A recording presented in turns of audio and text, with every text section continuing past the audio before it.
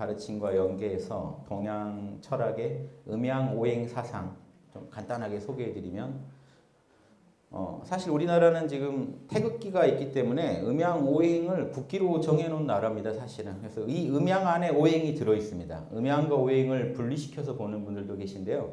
실제로는 음과 양입니다. 음과 양. 그래서 발산과 수축, 발산과 수축. 그런데 발산과 수축을 관찰해 보니까 발산이 중간 정도가 있죠. 그리고 발산이 극치에 이를 때가 있고 수축이 중간 정도, 수축이 극치에 이를 때. 이게 예전 어른들한테는 이게 상식인 게 이게 추나추동입니다. 동지. 해가 제일 짧아지죠. 춘분, 추분은 같아요. 길이가. 중간인데 이쪽은 길어지는 쪽이죠. 그래서 극치에 이르면 하지. 다시 쪼그라들면 추분. 이게 전 세계 인류가 똑같이 관찰합니다. 이 추나추동. 저게 서양에서는 십자가로 상징이 돼요. 십자가. 동양에서는 저게 이제 오행. 인도나 이쪽에서도 만자 다 결국은 오행입니다. 이 중심을 그래서 이 중심까지 하면은 5점이 나오죠. 그래서 이 5가지 에너지를 오행 에너지라고 해서 연구하게 됩니다. 그래서 이 발산 쪽에 스모크마토 이렇게 수렴 쪽에 이렇게 발산과 수렴 쪽에 스모크마토를 붙이게 된 것도 조금만 관찰해 보시면 봄 기운은 발산 쪽이니까 따뜻하긴 하지만 뜨겁진 않습니다. 그러니까 고체 중에서 위로 자꾸 발산하는 친구가 나무거든요. 기체로서 발산하면 발산력이 크죠. 불이 있고요. 쪼그라든 것 중에 돌이 쪼그라든 게 세죠. 쪼그라든 에너지 중에 서늘하기만 하지 아주 차갑지는 않습니다. 그래서 가을 기운을 쇠로 상징합니다. 아주 수축해서 정말 차가운 물을 이제 수기운, 이 수기운을 이제 수축의 극치로 상징합니다. 겨울 기운으로. 가운데는 외우기 쉽게 플러스 마이너스를 합치시면 돼요. 플러스 마이너스가 균형을 이룬 자리이기 때문에 토기운. 이건 이제 우연인데 외우기 쉽게 그렇게 돼 있어요. 신기하죠? 천지 이치가 어떻게 외우기 쉽게 플러스 마이너스 합쳤더니 토가 됐어요. 토가 가운데 딱 위치합니다. 토기운.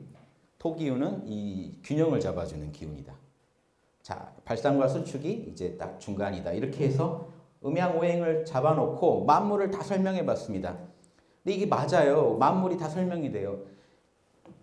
아침, 낮, 저녁, 밤 하루도 이렇게 굴러가고 있고요. 1년도 저렇게 굴러가고.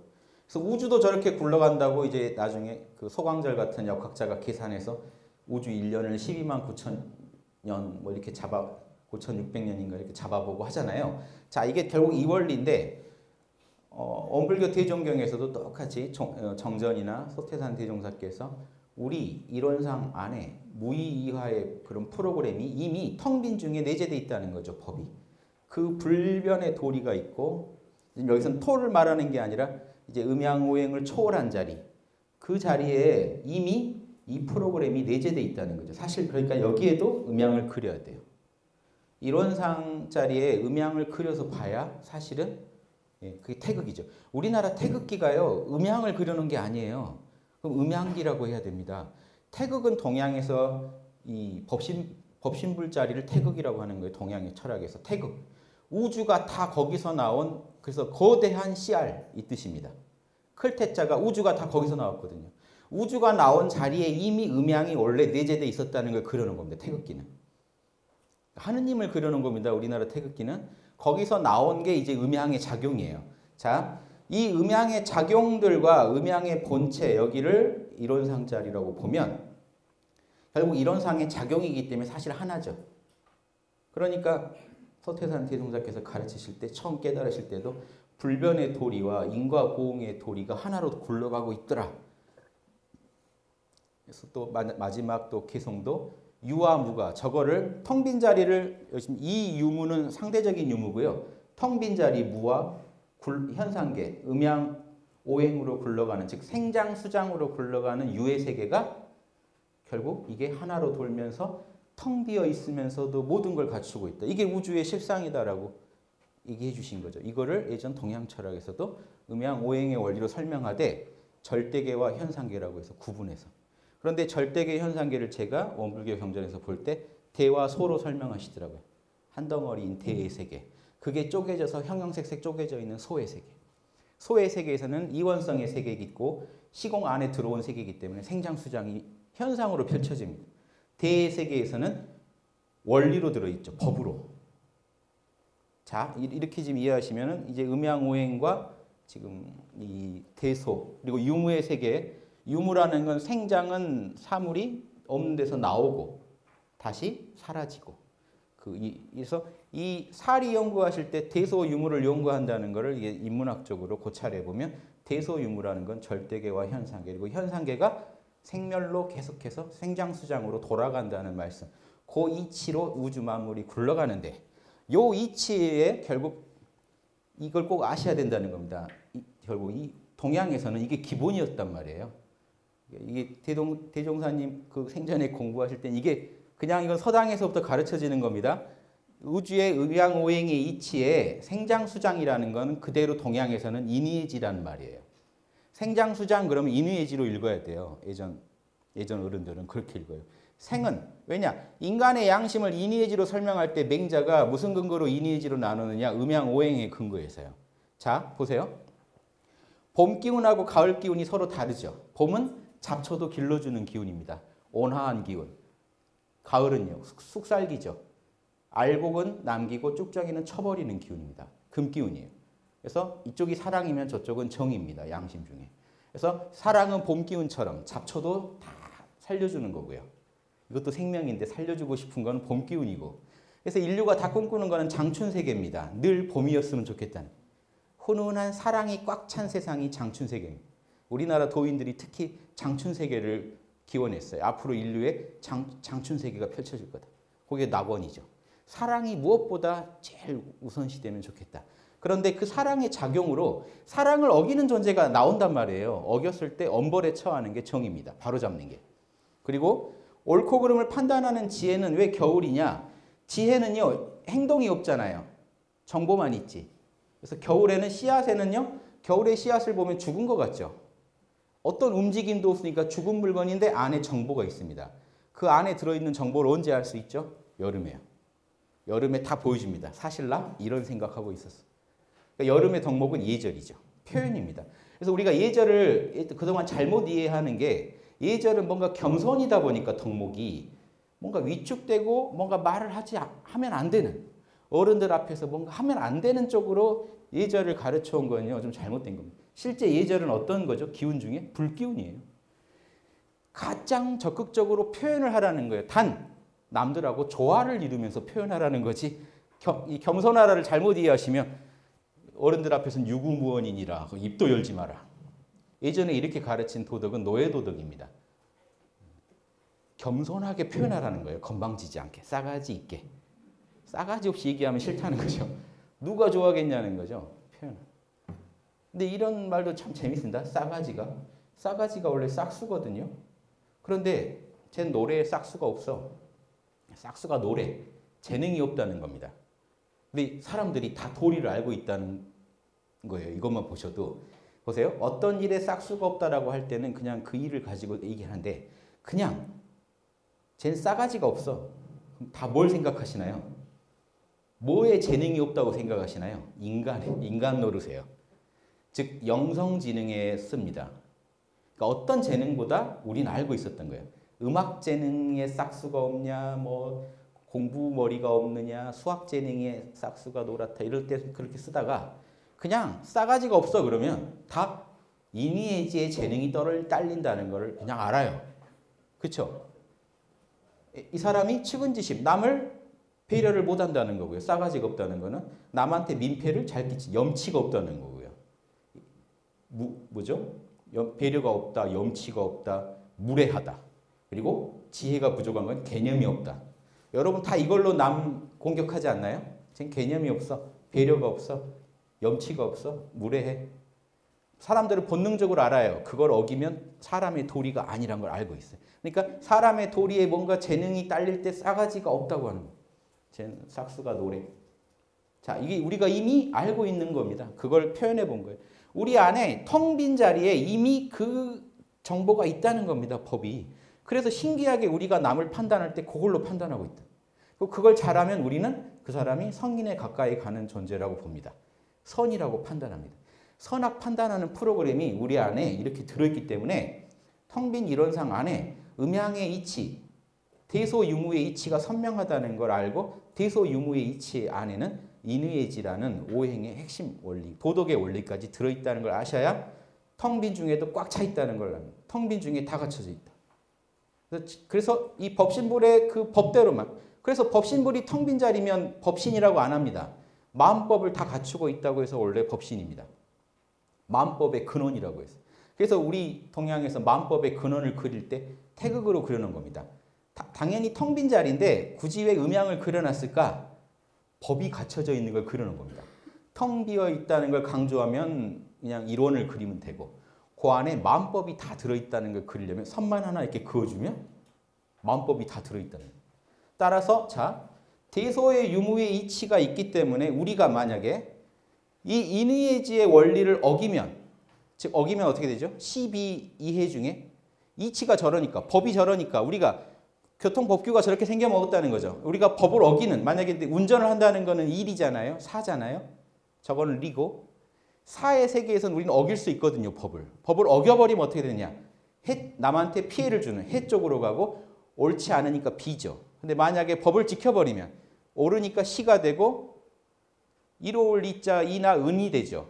자, 이것도 이 공식에 다 들어있다는 겁니다. 지금 이 텅 빈 중에 이게 다 들어있는 거죠. 텅 빈 중에 옳은 일을 하고 남에게 은혜를 주는 짓을 하면 양과 음을 또 여기서는 선, 악으로 나눠서 볼 때는 선업이 쌓여가는 거죠. 선업은 쌓여가고 해를 주고 잘못된 짓을 했을 때는 악업이 또 쌓여서 점점 커져가는, 여기까지 얘기하시더라고요. 대종경을 제가 읽어보니까 이 봄, 여름에 자라는 걸 보고 선업이 자라는 걸 보고 가을, 겨울에 추워져 가는 걸 보고 악업이 커져가는 거예요. 그럼 12이해 안에 인과 응보까지 다 들어. 자, 대소유무이치 안에 인과보응의 원리가 다 들어있죠. 저걸 이제 우리가 어떤 선택을 하냐에 따라서 시의 길을 갈 거냐, 비의 길을 갈 거냐는 우리가 이제 실제 일로 업을 짓는 것에 따라서 이제 그 결과가 달라지는 거고요. 자, 이 도리가 어느 종교보다 원불교 분들이 잘 이해하실 것 같아서 원래 다른 강의 때는 음양오행만 제가 설명드린데 요거까지 합쳐서 해봤습니다. 이게 텅 빈 중에 갖춰져 있다. 그래서 우리는 그대로만 살면 된다. 항상 운전을 똑바로만 하면 된다. 정신수양은 운전자가 각성제 하나 딱 먹고 앉아있는 격이죠. 음주운전 안 하고. 차를 본다고 할 때. 사리연구는 내비 딱 켠 겁니다. 근데 아무리 정신 말짱하고 각성돼 있고 내비가 선명하게 가르쳐도 바퀴가 한 바퀴도 안 굴러가면 업을 안 지은 거죠. 바퀴가 굴러가는 게 이제 작업 취사죠. 작업인데 바퀴 굴러가는 건 작업인데 취사는 가란 대로 가면은 선을 취한 거고, 예, 잘못하면 악을 취하면 우리 탈선하겠죠. 자, 우리가 이제 우리 결국 운전 잘하자는 거죠. 운전 잘하자, 경영 잘하자, 마음 경영 잘하자. 요 원리면 충분합니다. 동양 철학에 더 없어요. 이거 말고 더 없습니다. 동양 철학은 항상 조선시대 때 저거밖에 안 가르쳤어요. 생장수장은 천도의 핵심이고 인의예지는 인간의 본성의 핵심이다. 이게 다예요. 성리학이 뭡니까? 인간의 본성 인의예지가 우주의 원리 생장수장이랑 하나다. 이게 성리학입니다. 인간의 본성이 그대로 우주의 원리다. 자, 우리가요, 우리 조상님들이 그런 공부를 하셨기 때문에 계속해서 진리를 더 파들어가고 있다고 잘못한 부분은 비판하되 우리가 그래도 좋은 업을 지은 거는 계속해서 살려가야 된다고 봅니다. 자, 그래서 지금 현재 서울 성곽 스탬프 투어예요. 이에 한자가 써 있습니다. 의, 인, 지. 정도전이 사대문 지을 때 이름을 그렇게 붙였어요. 남쪽은 우리가 북반구니까 남쪽은 제일 뜨겁죠. 여름을 상징하니까 예절, 숭례문. 해 뜨는 쪽은 봄을 상징하니까 사랑을 흥기시키라고 흥인지문. 갈지자가 나무가 자라는 모습입니다. 사랑 쪽엔 더 하나 글자 더 보탠 거예요. 사랑이 막 이렇게 무성하게 자라라고 흥인지문. 해지는 쪽은 이제 가을에 해당되니까 정의를 돈독히 하라, 두텁게 하라고 돈이문. 북쪽에 지혜지자를 써야 될 거 아니에요. 안 썼어요. 정도전이. 숙정문. 북쪽의 의미에는 정숙하다는 의미도 있거든요. 그러니까 이게 답답하잖아요. 사람들이. 정도전이 왜 안 썼을까? 막 왕들이 머리 좋아질까 봐 안 썼을까? 신권 강화주의자니까. 막 이런 루머가 막 돌다가 숙종 때 도저히 못 견디고 사람들이 그 상명대 앞에 탕춘대성을 지을 때 북쪽에다 문을 하나 낼 때 사대문은 아닌데 홍지문이라고 지어서 있어요. 상명대 앞에 홍지문. 지혜를 넓혀라. 근데 고종 때 또 찜찜한 거예요. 인의지만 있고 성실함이 빠졌잖아요. 죽겠는 거예요. 나라 망하기 전에 한 게 종각 이름을 보신각으로 고칩니다. 우리가 500년에 걸쳐서 서울에다가 양심이 어떻게 생겼는지를 새긴 거예요. 이런 거 우리가 알아야 됩니다. 이게 천지팔도랑 그대로 통하는 거예요. 천지의 이 은혜가 이 도를 통해서 구현됩니다. 그래서 우리가 천지에 보온하는 방식이 사랑을 해주면서 보온하는 거예요.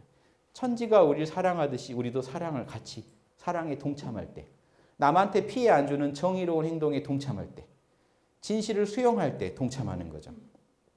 기륭생사를 영원한 참나의 자리에서 그대로 포용하고 수용할 때, 그리고 항상 사리 연구가 선명할 때, 이게 대소유무가 어떻게 돌아가고, 즉 이 절대계와 현상계에서 내가 지금 현상계에서 생장, 수장, 이 현재 일이 어떻게 진행되고 나는 여기서 인의의지를 어떻게 구현하고 있는가를 판단하실 때 사리 연구에서 선악이 딱 떨어지죠.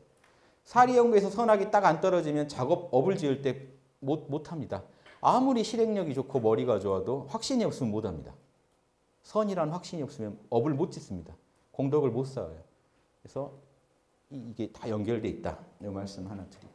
그러니까 우리나라 지금 500년간 이거 했던 거, 이걸 자랑해야 됩니다. 조선왕조 잘못한 거는 비판하되 그래도 이 선조들이 공덕 지어놓은 거는 우리가 살려 써야 됩니다. 그래서 저는 이 강의 할 때마다 전 세계 외국인들한테 와서 엄한 거 팔지 말고 너의 양심이 어떻게 생겼는지 서울에 새겨져 있다. 이거 우리는 이런 민족이다. 이런 얘기를 좀 자부심 가지고 하려면 우리가 인의지를 지키면서 해야 되는데 지금 이게 제가 난제입니다. 그래서 저는 우리나라가 뭐 정치가 문제다, 경제가 문제다 다 좋은데 그 현상이고 제일 근원은 문화가 후져서 그래요. 그러니까 물질 개벽은 됐는데 정신 개벽이 안 됐다라는 이 성견 지명이 결국 이겁니다. 문화가 후졌다는 거예요. 물질은 매일매일 스마트폰 업그레이드 되는데 정신은 업그레이드가 안 되잖아요. 그래서 정신 개벽이라는 건 정신의 업그레이드죠. 업그레이드가 안 되고 있다. 업그레이드 된다는 징표가 뭐냐? 문화가 강해집니다. 어떤 문화가 되느냐? 양심 문화, 도덕 문화로 변하죠. 정신 문명이 이 땅에 펼쳐지면 간단하게 물질 문명 좋아하는 것보다 정신 문명을 더 좋아해야 사실은 정신 문명 강국이 됩니다.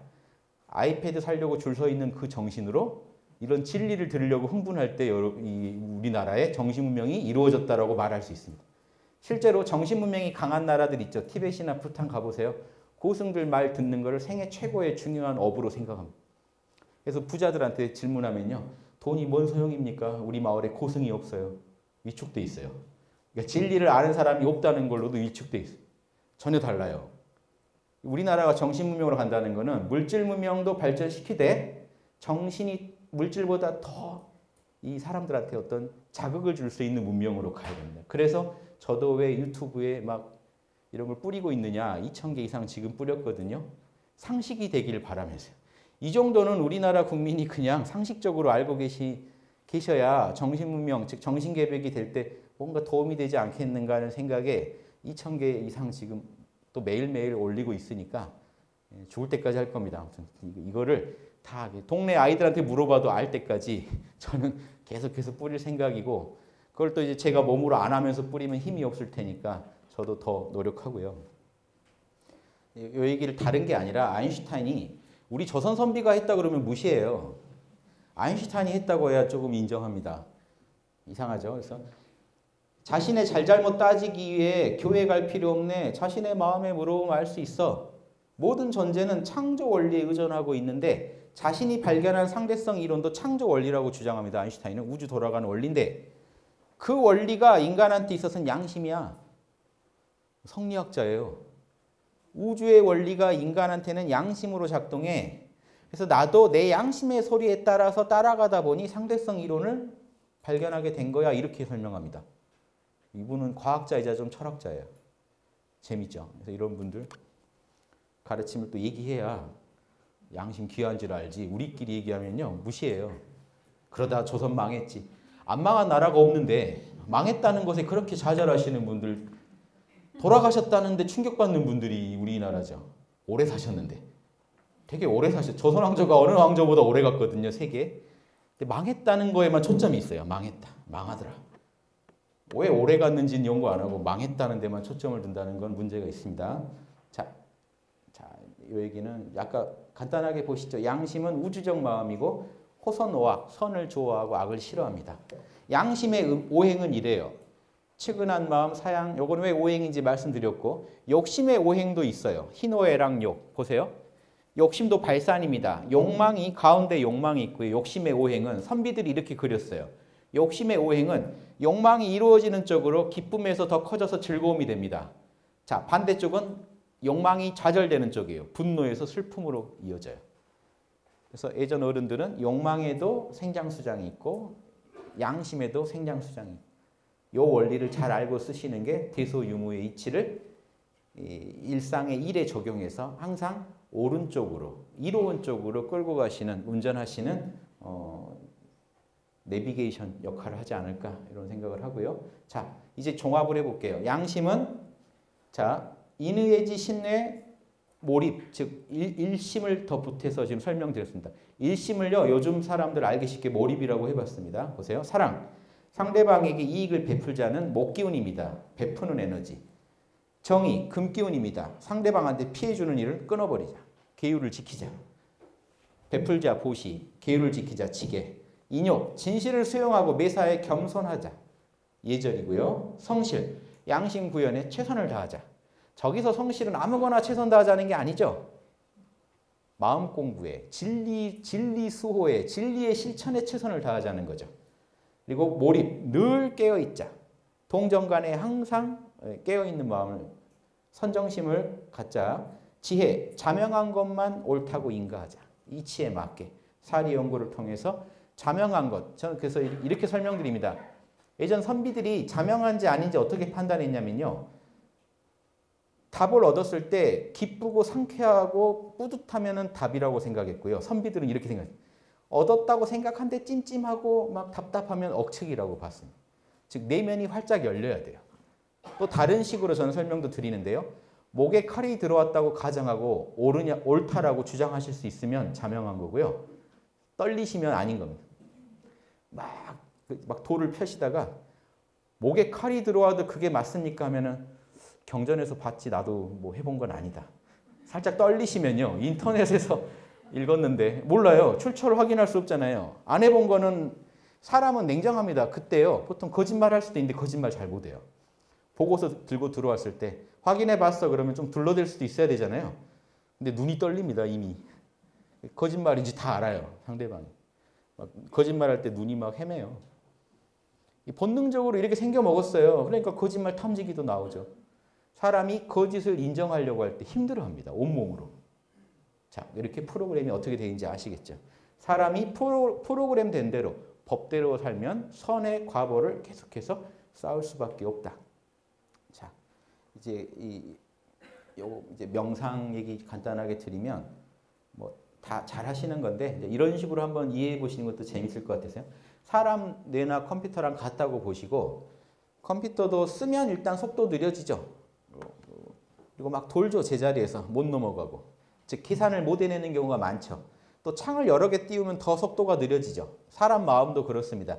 생각 여러 개를 띄워버리면 하나하나를 진행하다가요. 멘붕이 와요. 스마트폰 이렇게 도는 게 인간한테는 멘붕입니다. 그래서 혼절까지 합니다. 의식을 잃어버려요. 어려운 고민하시다가 어느덧 주무시고 계신 자신을 발견할 수 있습니다. 뇌가 다운돼 버린 겁니다. 계산이 안 되다가. 저만 그런 거 아니죠? 다 그러시죠? 네. 그래서 답이 뭐냐? 리셋하면 돼요. 컴퓨터는요. 콜드 부팅이라는 게 있죠. 아예 껐다 켜는 거 전원. 그럼 리셋돼요.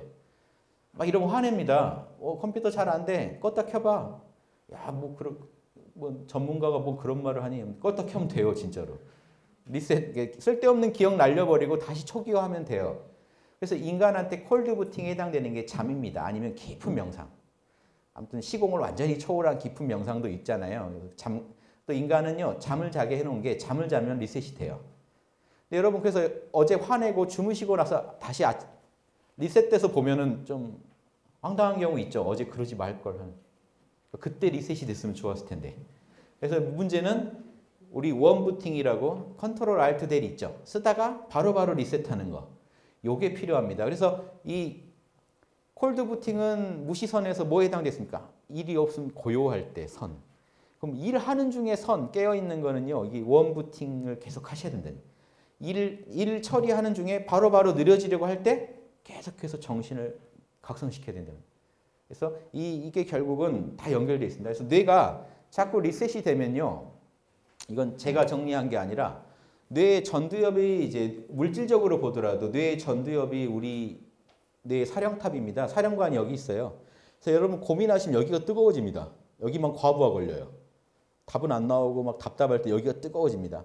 여기가 사령관 자리인데 경영자 자리인데 이 부분이 건강할 때 지표를 한번 보시면 놀랍습니다. 육바라밀이 나와요. 여기서. 긍정적이 되고요. 집중력, 선정력이 좋아지고요. 양심적, 윤리적, 정의감과 책임감, 뭐 사랑, 정의 다 나옵니다. 충동 조절, 뭐 이렇게 조절 능력, 수용하고 진실을 수용하는 능력, 그리고 사리 분별, 지혜까지 다 나와요. 저거 보고 제가 놀래서 적어 놓은 거예요. 과학자들이 육바라밀이 이미 자연적으로 뇌에 깔려 있다는 걸 거의 입증한 얘기예요. 본인들은 모르겠지만.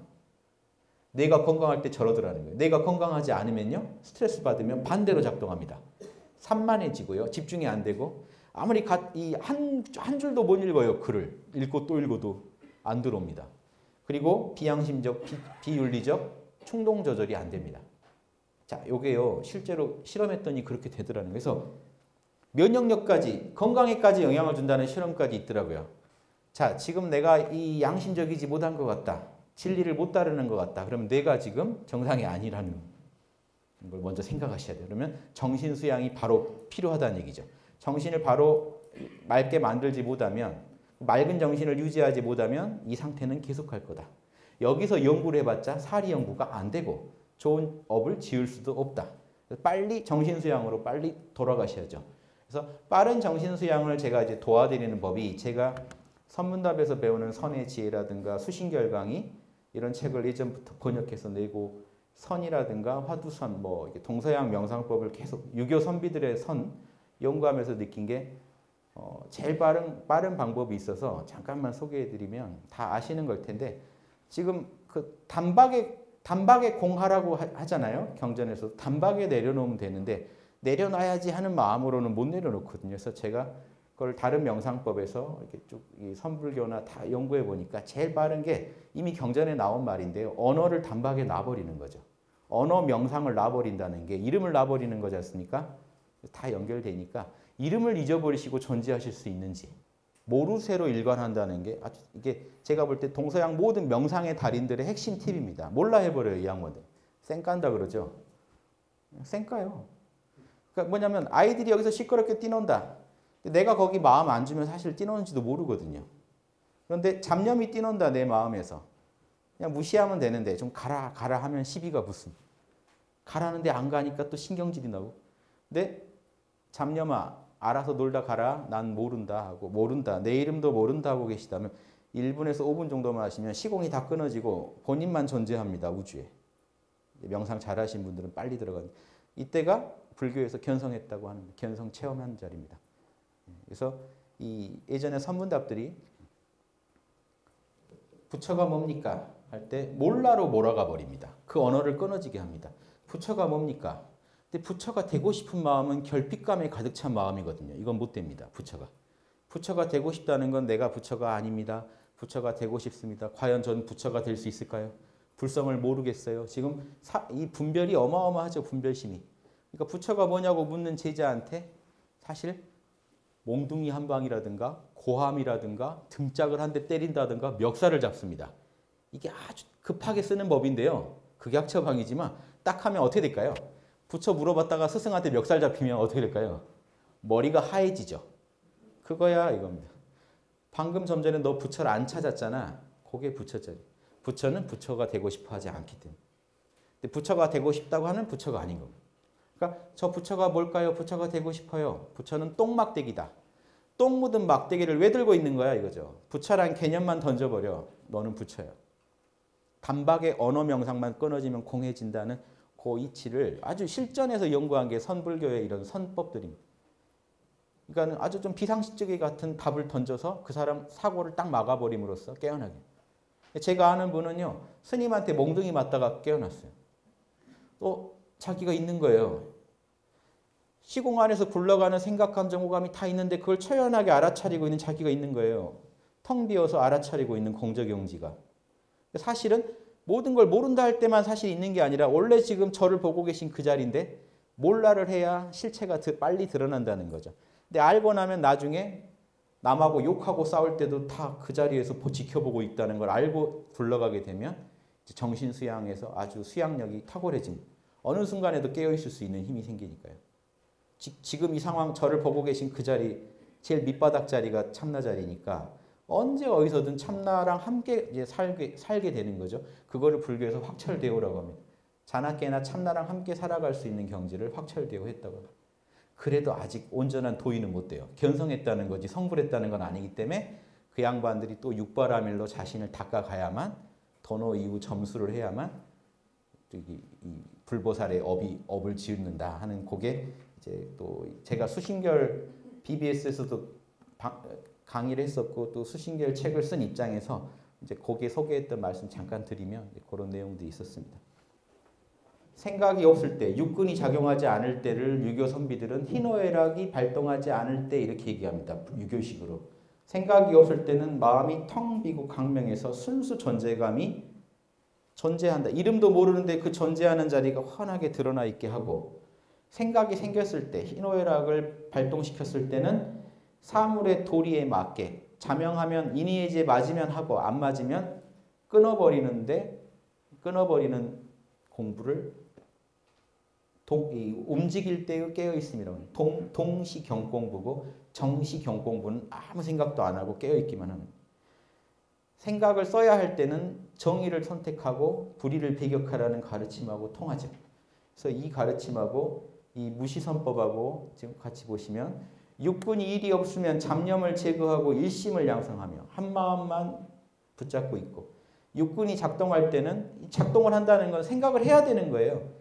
생각을 해서 선택을 해야 되는 상황인 거죠. 뭔가 선택을 해야 될 때는 반드시 인의에 맞는 정의를 택하고 불의는 반드시 배격해서 선은 짓고 악은 안 짓는데 깨어있음을 쓰고 뭔가 선택을 할 필요가 없을 때는 깨어서 오롯이 그냥 아까 하신 것처럼 일체를 모른다고 계시면 그 자리가 그대로 순수한 일심의 자리다.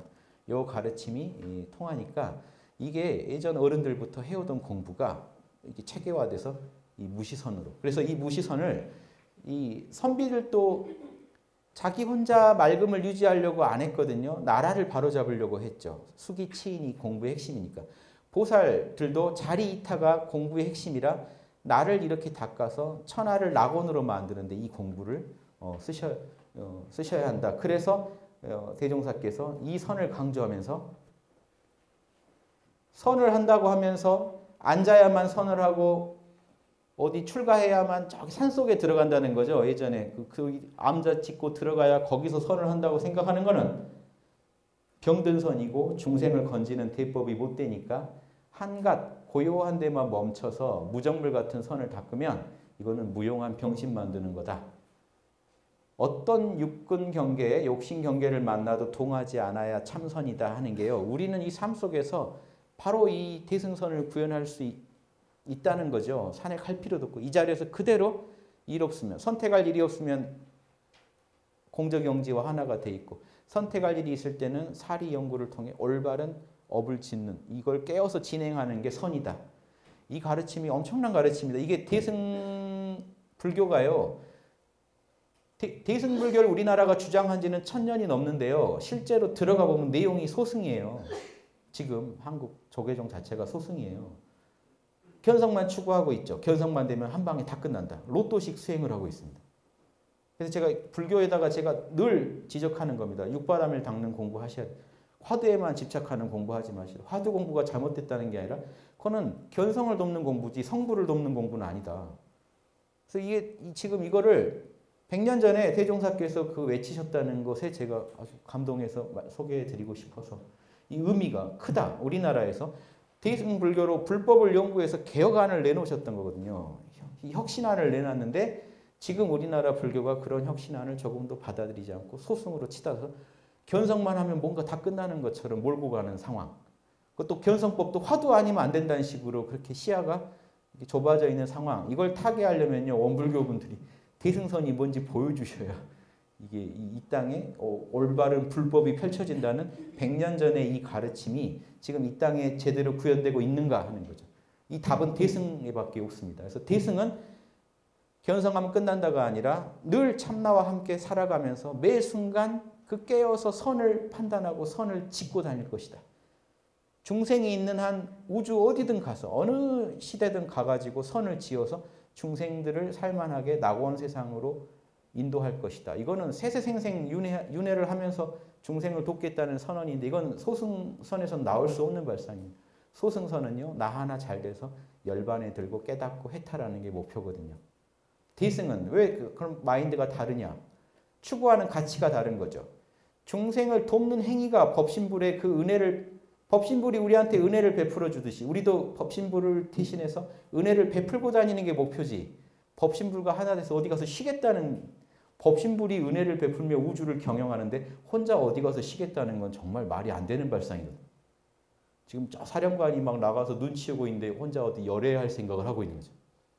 발상이 말이 안 된다는 거를 100년 전에 이미 그 말씀을 다 해주셨거든요. 이리 가야 된다. 불교가 못 받아들였죠. 그러니까 지금 원불교가 독자적으로 이걸 주장한 거라고 저는 봅니다. 역사적으로. 왜냐하면 분명히 불교를 향해 외치셨거든요. 조선불교 혁신해야 된다. 그 핵심이 대승불교였고 의식주 자력으로 해결하면서 이 땅을 정화시키는 불보살들 길러내자는 거였고 그 핵심에 분명히 양심이 있고 그 이 양심적인 어떤 삶을 살아간다는 걸 무시선으로 표현하셨다고 봅니다. 그래서 제가 이제 이걸 좀 강조드렸고 요거 하나만 이제 정리하고 말씀 마치겠습니다. 사리 연구하실 때 대소유무의 이치를 가지고 일이 옳은지 그른지 판단하시라 이걸 도와드리려면 저는 천지팔도, 원불교 분들한테는 천지의 팔도를 정확히 분석하시는 게 옳다. 천지의 도리가 육바라밀과 인의의지 양심과 그대로 통해 있다. 요거를요 유튜브에요 원불교 분들을 위한 양심 노트라고 제가 올려놓은 게 있어요. 참고하시면 좋고요. 이게 육바라밀 중에 제일 먼저 적용돼야 하는 게 정신수양 아니겠습니까? 깨어 있어라. 지금 깨어 있는가? 자, 지금 내 동료나 가족과 지금 트러블이 있다. 뭔가 가족한테 좀 동료한테 싫은 소리를 해야 되는 상황이다라고 했을 때 한번 가정하고 보시죠. 지금 여러분 뭔가 마음에 걸리시는 거 있으면 같이 분석해 보세요. 먼저 마음을 리셋했는가? 지금 깨어 있는가예요. 정신이 깨어있지 못하면 편견과 아집에 끌려가 버립니다. 나 억울하다는 생각밖에 안 들어요. 올바른 선택을 못하기 때문에 공정해야 되니까 일단 동정 간에 항상 무념, 깨어있는 마음을 유지하시라. 이거를 한 1분에서 5분 정도 그 각자 하시는 선을 가지고 하셔서 마음을 즉 감정적 앙금이 없는가 관찰하셔서 마음이 좀 초연해질 정도, 이 상황에서 초연해질 정도로 깨어 계셔야지 이게 지금 작업치사, 사리 연구와 작업치사를 온전히 할 수 있는 그 깨어있음이죠.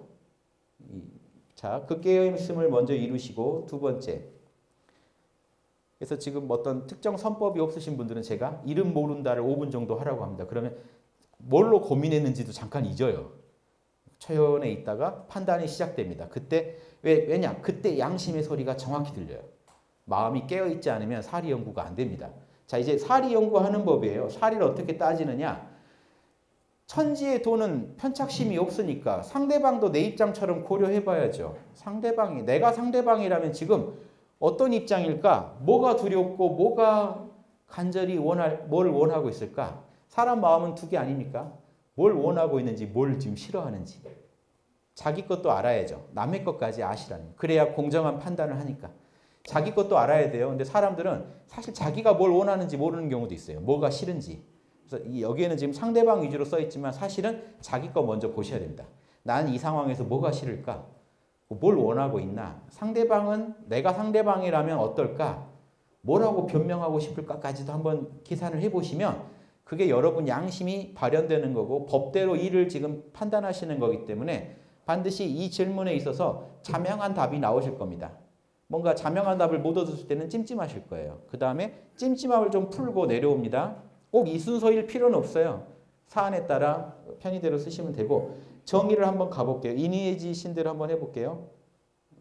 자, 내가 상대방이라면 부당한 피해를 입었다고 억울할 부분이 있을까라고 한번 물어보시면 장차 과거 일이건 앞으로 할 일이건 상대방한테 뭔가 피해를 줄 요소를 미리 잡아낼 수가 있습니다. 그때 저 질문에 자명하게 뭔가 대답을 해보세요. 저 고민을 안 하셨으면 찜찜하실 겁니다. 자, 정의. 그리고 예절. 나의 생각과 언행이 내가 상대방이라면 무례하다고 느낄 만한 요소는 없는가라고 물어보시면 여러분 내면 상태가 자명한지 찜찜한지가 나옵니다. 그래서 찜찜한 게 걸리시면 풀어주세요. 어떻게 처신하면 자명하겠다. 자, 양심의 구현에 최선을 다하고 있는가. 즉 여러분은 알아요. 조그만 난관이 나와도 바로 포기하실 지금 마음인지 어떤 난관이 나와도 난 이 문제를 법대로 양심대로 풀어가려고 지금 성실하게 이 문제에 임하고 있는지를 스스로 판단해 보시고 성실의 덕목, 마지막에 지혜의 덕목. 나는 지금 이 판단에서 쓰는 이 정보에 대해서 확신하고 있는지 자명한 근거가 있는 정보에 기반을 두고 판단하고 계신지 그리고 그 정보에 기반해서 내린 판단이 진짜로 목에 칼이 들어와도 자명하신지 한번 물어보시면요. 자명하지 않으면 뭔가 한 걸음 좀 물러나게 돼 있습니다. 다시 검토해 보세요. 이거 무시하고 보고서 들고 갔다가는 반드시 깨집니다. 자명한가? 예전에 그 시크릿 가든 드라마에 현빈이 아주 지혜로워요. 보고서 들고 왔는데 보고서 읽지도 않아요. 최선이야? 라고 하죠. 자명해 이거죠. 찜찜하면 사람이 거짓말을 못해요. 그게 최선이야? 그건 아니고요. 다시 해와. 자, 지혜로운 사람은 안 보고도 알아요. 이게 지금 자명하지 않. 이해되시죠? 그때 당당하게 최선입니다라고 말할 수 있냐는 거죠. 그거 미리 검토하시는 게 양심 성찰입니다. 이걸 저는 양심 성찰이라고 불러요. 사실은 사리 연구예요. 정확하게 내가 선 쪽에 있고 상대방과 나 모두를 이롭게 하는 쪽에 있다는 확신이 저기서 나옵니다. 저 분석을 하시면요. 제가 이해하기 쉽게 한번 그려봤어요. 빨간색 쪽 가면 빨간 경보음이 울린다고 생각하시면 돼요. 이걸 녹색으로 했으면 더 이해가 쉬울 텐데 자, 상대방 입장 배려했는가에 네 가지 단계가 있습니다. 자, 자명은 이해하시죠? 찜찜. 찜자는 뭘까요? 찜자. 찜찜이 커요. 자찜은요. 자명이 커요.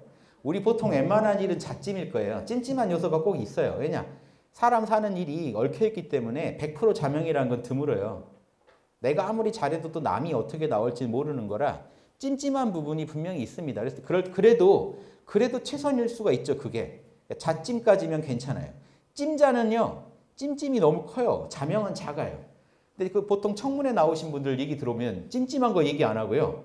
그 작은 자명함만 얘기합니다. 제가 이랬어요. 근데 얘기 안 하는 엄청난 찜찜함이 있어요. 어둠이. 보통 이렇게 사기쳐요. 우리가. 스스로에게도. 그래서 냉정히 보셔야 돼요. 나는 찜찜함이 50% 넘나 자명함이 50% 넘나. 그래도 자명함이 더 크시면요. 안전지대입니다. 이 밖으로 나가면 찜찜함. 공자께서 논어에서 나는 70의 종심소욕 불류구다. 내 마음 가는 대로 해도 나는 법도에 어긋남이 없다는 건요. 항상 안전지대 안에서만 판단하고 계시다. 사실은 안전지대 안에서만 판단하면 여러분 성인이세요. 성인. 불교로 치면 화엄경에서 칠지보살 이상이에요. 화엄경 칠지보살 설명에 이제 번뇌를 일으키지 않는다고 돼 있어요. 그 전에는 왔다 갔다 한다는 거예요. 경보음 울리는 짓을 조금씩 한다는 거예요. 재밌죠? 그래서 공자께서 논어에 자신이 도를 닦는 7단계를 써놨어요. 6단계죠. 나이별로 했는데 15세 그래서 10대랑 20대를 그냥 하나로 해가지고 예전에요. 중국에서 15세면은 대학에 들어갈 나이예요.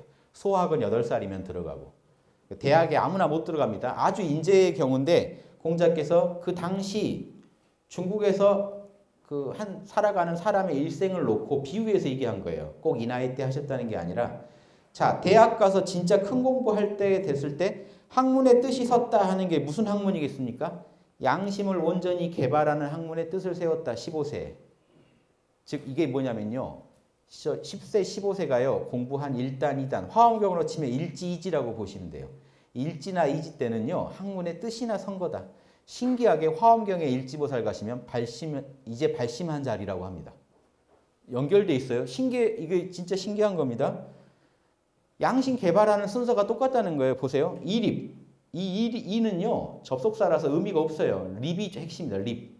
근데 지금 두 글자씩 사람들이 쓰기 때문에 이립 그럽니다. 30세를 이립의 나이라고 하거든요. 무슨 의미냐? 뭐가 섞였어요? 왜 제가 이걸 설명드리냐면 지금 고전 번역되어 있는 논어 번역되어 있는 걸 보면 다 잘못되어 있어요.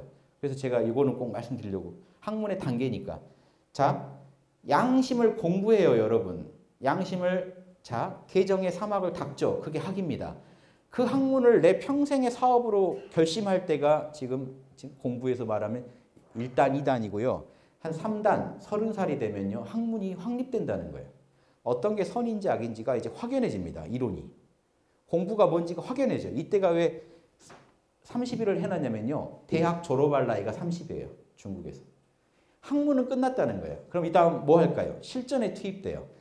그래서 40이 되면요. 실전 경험을 10년 쌓은 겁니다. 하급 관료로. 40이 되면 불혹이다. 뭐에 의혹이 없을까요? 학문이에요. 여기서 지금 다 학문 얘기예요. 양심 공부, 개정의 사막에 적용에 의혹이 없은 정도까지 가면 40의 불혹입니다. 근데 요즘은 그냥 내가 40이니까 불혹이라고 하잖아요. 안 맞죠? 그러니까 불혹의 맛이 조금 있는 거죠. 인생 단 올라가는 거랑 비슷하다는 거예요. 40세 되면 좀 뭔가 답이 이제 의혹이 없어지잖아요. 그걸 얘기한 거예요. 양심 공부가 의혹이 없어지려면 한 4단 된다. 이게 화엄경에서 사지보살 찾아가면 똑같은 말이 있습니다. 육바라밀 적용, 이런 판단에 있어서 의혹이 없어진다가 사지보살에 나와요. 제가 화엄경 강의 해놓은 것도 유튜브에 있으니까 참고하시고요. 자, 여기서 학문이 천명으로 바뀝니다. 이때. 논어에 뭐라고 돼 있냐면 저걸 통괄해서 공자가 나는 하학이 상달했다고 그래요. 아래에서 학문으로 배워서 위로 천명과 통했다는 거예요. 자, 개정의 사막을 내가 열심히 닦는 겁니다. 그런데 천명은 뭘까요? 자성개정이에요.